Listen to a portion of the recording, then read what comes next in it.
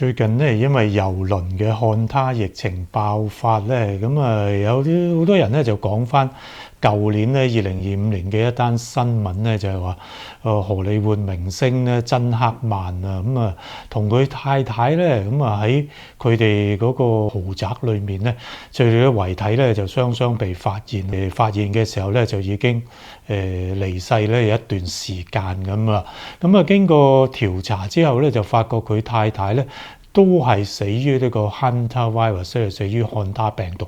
咁有啲人就會懷疑啦，佢哋都冇話去咩南美洲啊行山啦、旅行啊，喺屋企都會中咗呢啲咁嘅漢他病毒嘅，即係屋企有老鼠嗰啲都會好容易傳染到啦。香港啊、台灣啊、中國啊，好多人就會開始擔心啦。哇！即係我屋企附近都見到有老鼠喎，會唔會好危險咧？咁今日咧就講下呢件事。未入正題之前咧，就賣少少廣告先。我精心製作嘅網上醫學課程《現代文明病必修課》啦，咁就已經上咗架㗎啦。課程裏面咧有16段影片，就循序漸進咧就教大家認識血壓高、血糖高、血脂高同埋佢嘅併發症、心臟病、中風咁樣，會教大家咧用啲唔花錢、好簡單嘅方法去預防呢啲病啦。咁同埋咧坊間咧好多關於呢啲，譬如膽固醇啊、膽固醇藥啊，好多假消息嘅。咁呢個影片裏面咧就會將醫生心目中關於呢方面嘅真相咧毫無保留咁話俾大家知嘅。上完呢個課程咧，相信對你自己、對家人嘅健康都係有益處嘅喎。有興趣嘅話咧，可以透過呢個影片下低嘅連結咧，撳入去，登記上堂就得㗎啦。好，言歸正傳啊，就即係喺舊年2025年2月嘅時候咧，就幫即係佢兩夫婦咧，就即係清理啊，就打理間屋嘅工作人員咧，去到珍克曼屋企嘅時候咧，就發覺咧，佢哋兩個人咧就已經過咗世嘅，可能都已經有一段時間㗎啦。即係喺啲咁嘅情況底下當然係有關當局警方咧就會懷疑咧會唔會有啲即係有啲問題啦。佢哋咁有錢係嘛？會唔會有啲人或者有冇啲即係意外嘅因素啦？會唔會又中煤氣毒啊咁樣？咁所以咧就之後咧就做咗好詳細嘅檢查啦。喺佢遺體嗰度咧就做咗好多嘅化驗咁樣。最終嘅結果咧就係話咧佢太太咧其實咧就係死於呢個漢他病毒感染嘅。大家掘翻呢條新聞出嚟嘅時候咧，就開始驚啦！哇，我屋企附近都有老鼠嘅喎，會唔會都有風險㗎？原來唔係淨係話坐超豪郵輪去南美洲先至會感染嘅喎。即係就突然之間咧，呢啲問題就變得好切身啊咁樣。嗱，大家要知道咧，就珍克曼佢哋住嘅地方咧，同我哋住嘅地方咧係好唔同嘅。珍克曼嗰個嘅豪宅咧就位於新墨西哥州嘅 Santa Fe。據稱咧就即係呢個豪宅咧就佔地咧就好幾十畝嘅咁樣。大家可以睇睇張相啦。周圍咧就好有好多樹啊，好有啲好豐富嘅植被啊。變咗咧就應該咧周圍咧就好多啲野生嘅動物，包括啲野生嘅鼠類動物咧都可能住喺嗰度。要提嘅咧就係話我之前都講過啦，漢他病毒咧，即係話佢一個大家庭裏面有好多成員咁樣噶嘛，就一家人咧都有高矮肥瘦啊，係咪先？即係話咧就如果簡單分咧就喺美洲嘅漢他病毒咧，主要咧就引起嗰種嚴重啲，即係好似今次嗰種，即係死亡率比較高嗰種嘅即係 cardiopulmonary syndrome 即係話影響心肺咧，個肺會俾水浸住，唞唔到氣，個心咧就泵唔到血咁樣，死亡率相當之高嗰種。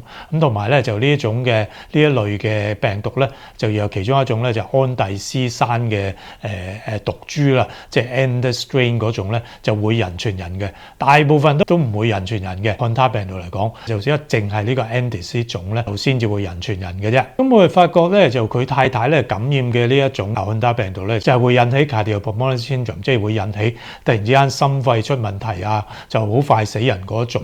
即係話咧呢種病咧，從而家即係郵輪上面過身嗰幾個人一樣啦。開始咧又係咁發燒發冷就即係頭痛周身骨痛有啲肚瀉咁樣嘅啫嘛。到佢即即係影響到心臟同埋影響到肺嘅時候咧，可能一兩日之間咧就死人㗎啦。好初頭嘅時候咧，就以為係普通嗰啲感冒啊、普通腸胃炎啊。咁實際咧，調查人員都發覺咧，喺佢哋住間屋，咁佢呢個豪宅唔係淨係一間屋㗎嘛，唔係好似你同我屋企咁樣㗎嘛，即係話佢周圍都仲有啲小屋咁樣嘅，亦都有嗰啲咁嘅木屋仔啊，即係話即係北美啊，甚至英國都有啦，就即係花園裏面有木屋仔㗎嘛，擠嗰啲即係你啲雜物啦，咁同埋剪草機啊，即係話各樣嗰啲即係愛嚟嗰啲耕種嗰啲機器咧上面咧，喺嗰啲機器上面啦，喺嗰啲木屋仔啦，咁佢喺佢嗰個豪宅周圍嗰啲小屋嗰度咧，都發現咧有老鼠嘅巢穴啦，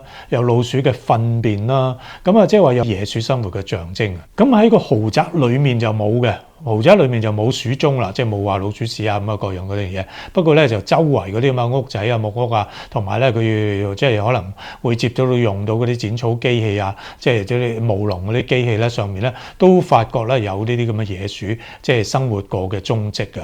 咁估計咧佢太太咧都係譬如話可能去呢啲咁嘅屋仔嗰度攞啲嘢啊、清理啊嘅時候咧，揚起咗啲灰塵咧，吸咗嗰啲即係嗰啲即係塵粒咧，裡面咧就有嗰啲老鼠嗰啲便便嘅病毒顆粒咧，咁樣傳染。咁至於佢老公珍克曼又點樣死嘅咧？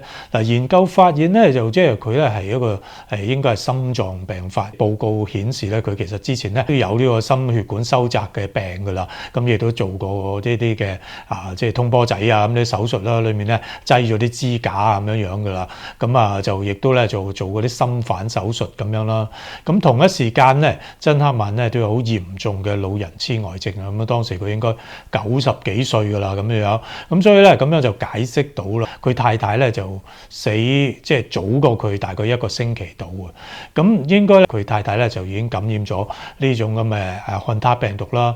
咁初頭嘅病徵唔明顯，開始變差嘅時候，譬如開始有咳啊、有氣促嘅時候咧，咁就佢先生已經有老人痴呆症啦，根本咧就冇辦法發現咧佢有問題，好快咁就已經即係情況好嚴重過世咁。咁因為珍克曼本人咧就已經有嚴重嘅即係老人痴呆症啊嘛，有陣時咧可能都未必發覺到佢太太已經過世嘅，冇人照顧佢，藥嗰度又可能未必食得足，觸發到啦佢心臟病發，跟住咧就1個星期到就過世嘅。嗱，咁樣係咪代表咧大家住喺香港啊、台灣啊、中國就唔使擔心咧？嗱，其實就唔係嘅，就因為即係東亞方面咧一樣有呢個漢他病毒，一樣水土咧就養一方人啊嘛。即係喺美洲咧，咁就呢個漢他病毒咧就引起呢啲咁嘅心肺嘅問題啦。咁呢個比較嚴重。咁喺亞洲咧就漢他病毒咧就引起另外一類病嘅。咁主要咧就引起即係出血啦，即係話全身啲即係好容易出血啊。咁同埋咧就會引起腎衰竭咁樣嘅，一樣咧可以好嚴重嘅喎。